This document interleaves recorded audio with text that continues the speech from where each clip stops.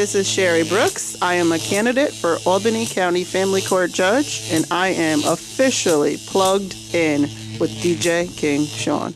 You are officially plugged in with DJ King Sean. I have a special guest today.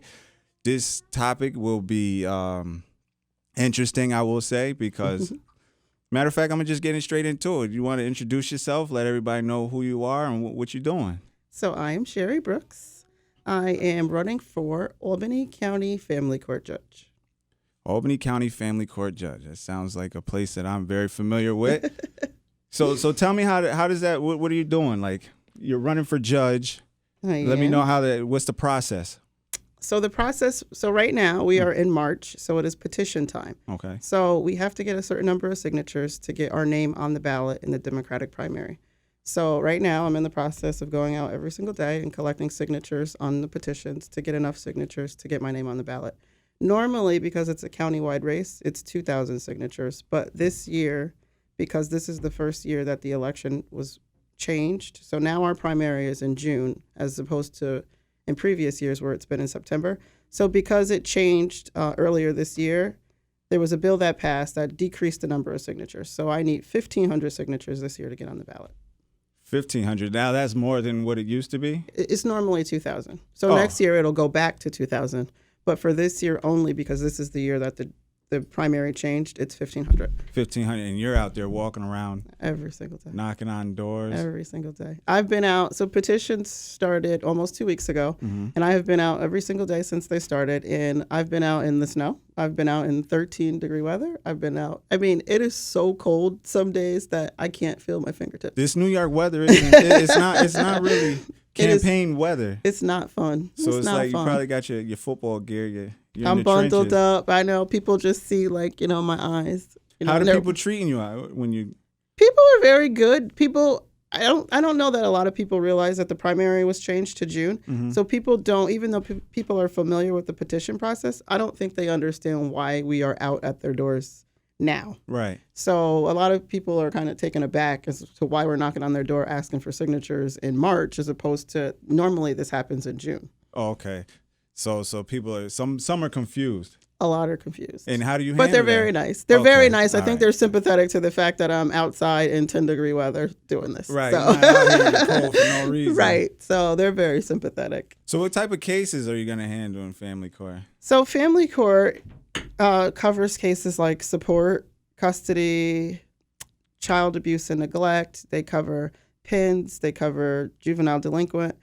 And the nice thing that's changed on our state now is raise the age. So what will happen is, as of October of last year, the age limit for criminal, most offenses, I'll say most nonviolent offenses, so nonviolent offenses. So the age of criminal responsibility increased. So right now that bill covers 16-year-olds, and in October of this year, that bill will cover 17-year-olds. So those cases, which could have been in criminal court previously, will now be handled in family court.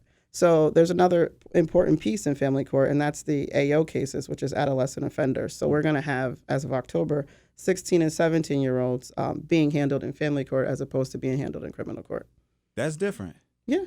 So now you guys are just going to take all the youthful cases instead of sending them to the big, I mean, I think it's great because, having a minor interact with the criminal justice system affects their life forever, right, and generally not in a positive way. So if we can keep those minors out of the criminal justice system in the criminal courts with grown-up offenders and put them in family court and take care of it there, I mean, I think that'll be a significant impact on these children going forward in their lives.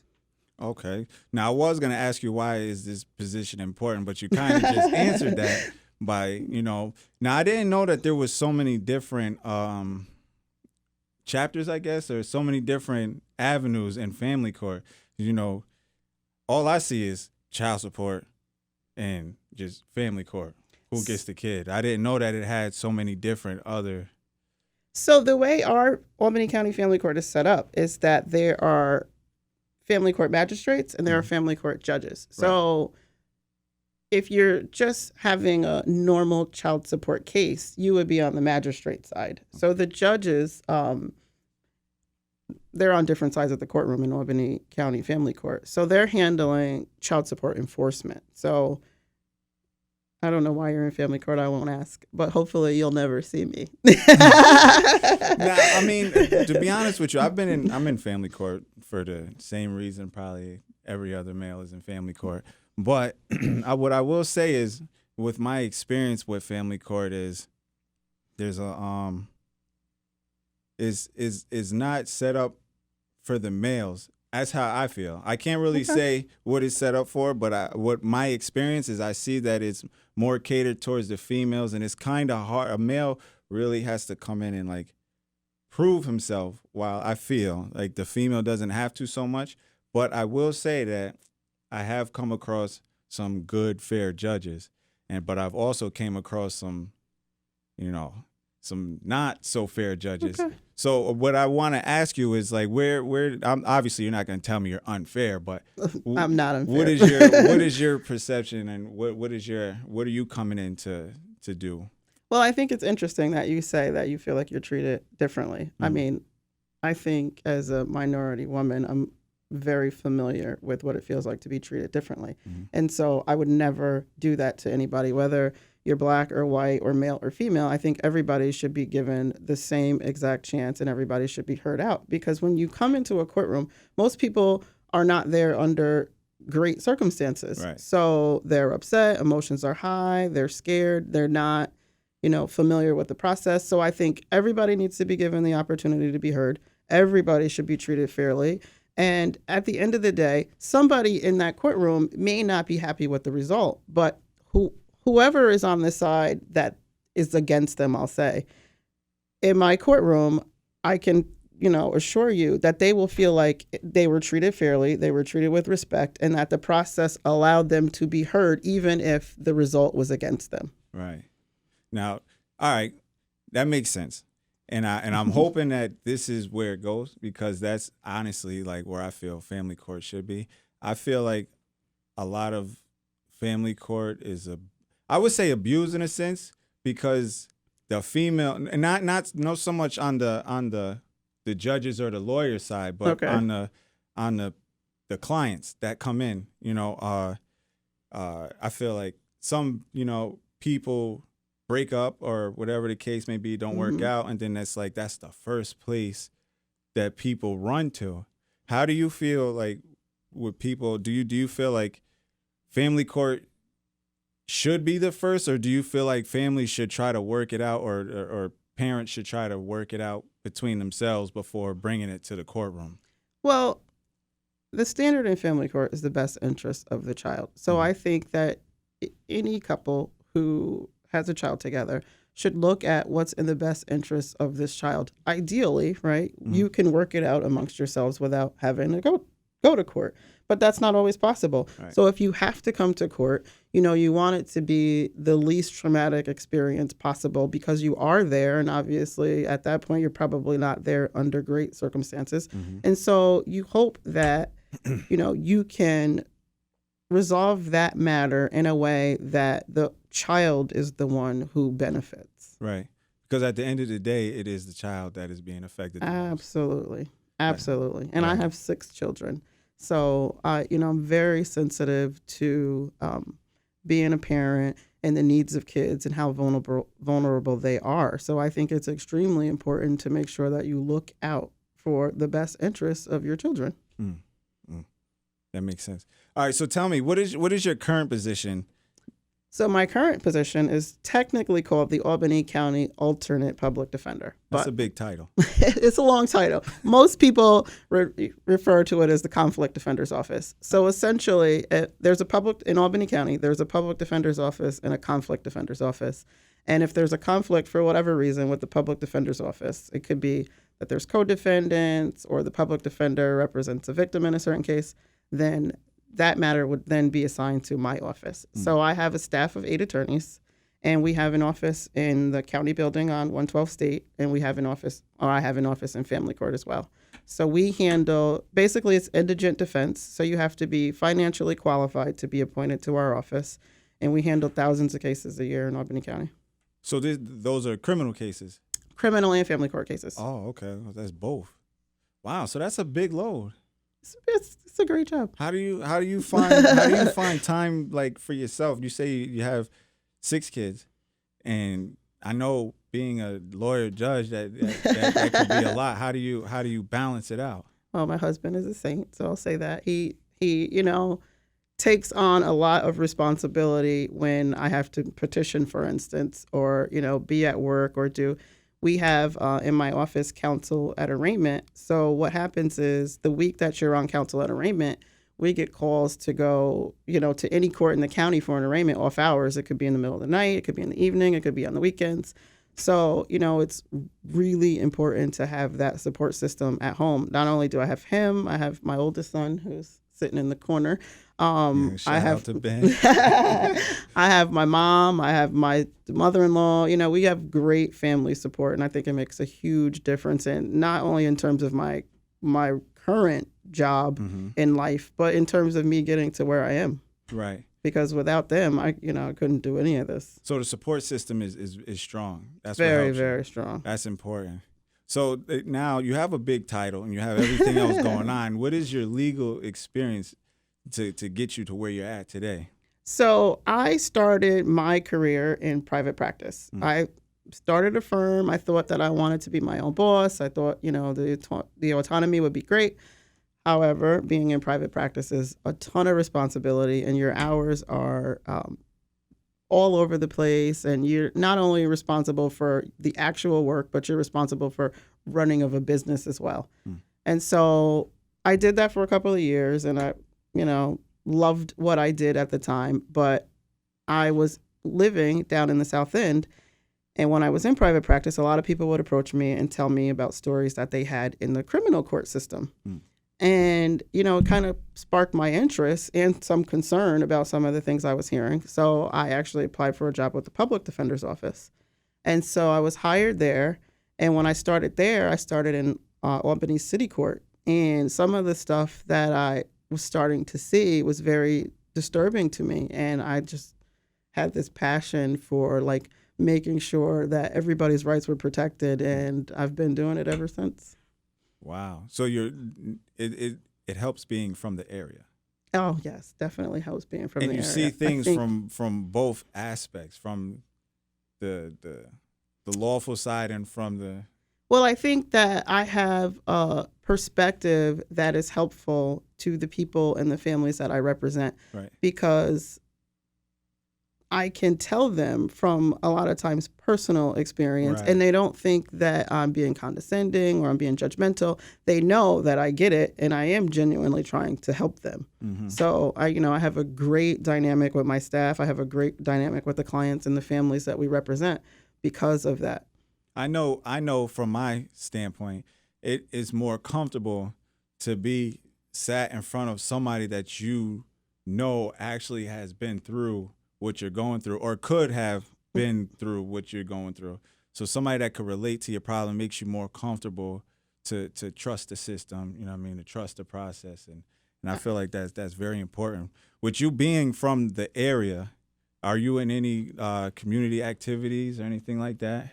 So I am. I think that I backtrack.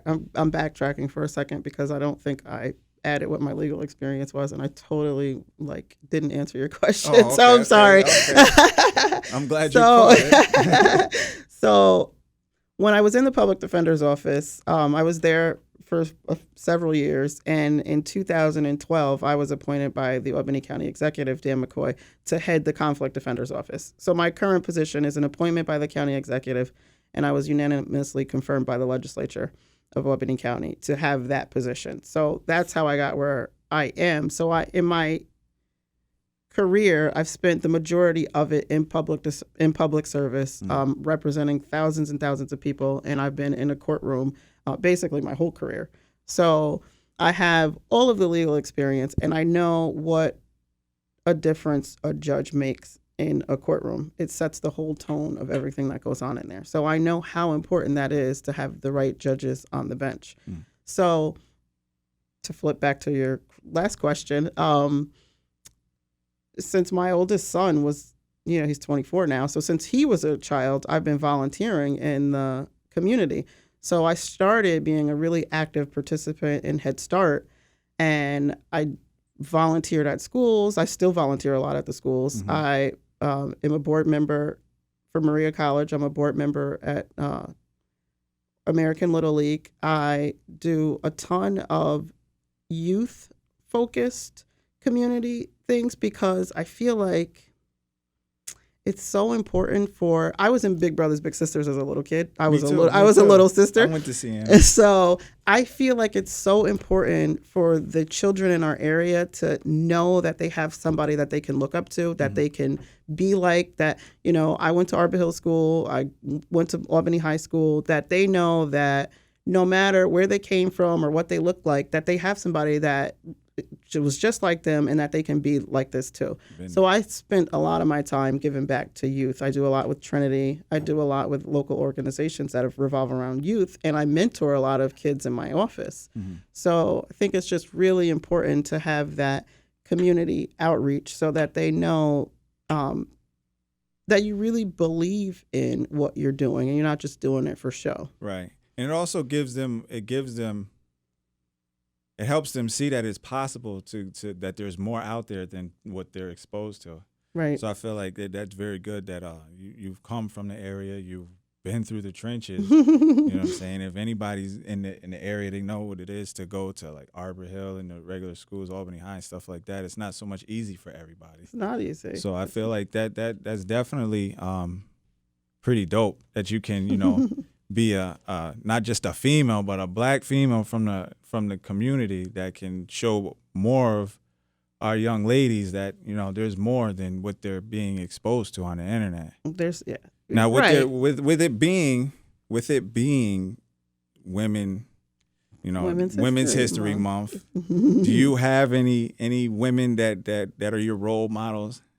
So I have the same role models nationally, so to speak, as everybody has. There's the Rosa Parks, there's the Michelle Obamas, the Sonia Sotomayors. But I think on a more real level, my role models would be my mom and my grandmother and my mother-in-law, because these are people, and really like the average mom who gets on a bus to go to her second or her first or second job, right, who gets no credit for doing any of this, but who does, lives in the area and gives back to her community and takes care of the local neighborhood kids just because she really, really cares about them and, what this society looks like, not because she's getting credit for it. Mm-hmm. So I think we need to my grandmother had 10 kids. My mother-in-law had 7 kids. And they gave not only to their own kids, but they gave to all of the kids in the area. They all knew them. They were all like, oh, I better not do this because, Grandma Chandler's going to get me, or Mrs. Morton's going to get me. So,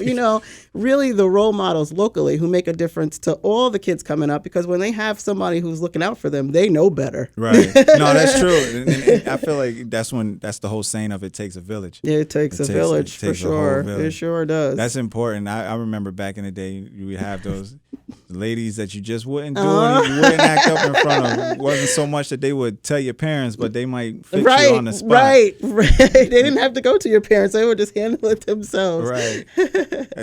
Why do you think that diversity is so important on the bench? I think we touched on it a little bit, but I think that any person knows how important it is to go into an environment where there's other people who look like you. Right. And there are so many people in our court systems who are black and brown who only see the black and brown people on the defendant side of the bench, mm-hmm. or, the courtroom side of the bench where you are a party to the action, but not a lawyer or a judge or a prosecutor or whatever. So I think it's really important for the people who come into the courtroom to see that, we can be lawyers, we can be judges, we can, and that there are people in here who look like us and think like us and understand us, because I know how frustrating it can be from talking to, the many, many clients that I've represented, that they walk into a courtroom and no one looks like them and they say, we don't even have a chance. Right. And so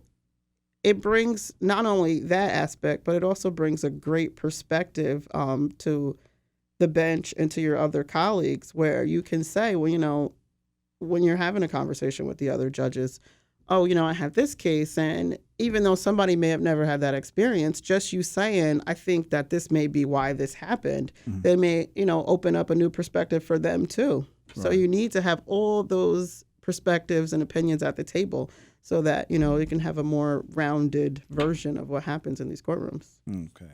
So do you have any advice or any programs or anything that you could point the future lawyers and judges that's coming through, or the ones that have the idea in high school right now that I want to be a judge or a lawyer? Do you have any advice for them to keep going?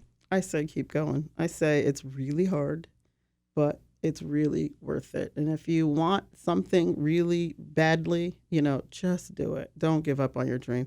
Some people, this is a process that is only made for, the toughest of the tough. Mm-hmm. And there's a lot of people who are not political at all and say, oh my goodness, why are you doing this? But I really believe in this. And so if this is what I have to do to get here, this is what I have to do. So I just say it's hard. It won't always be fun, but you can do it.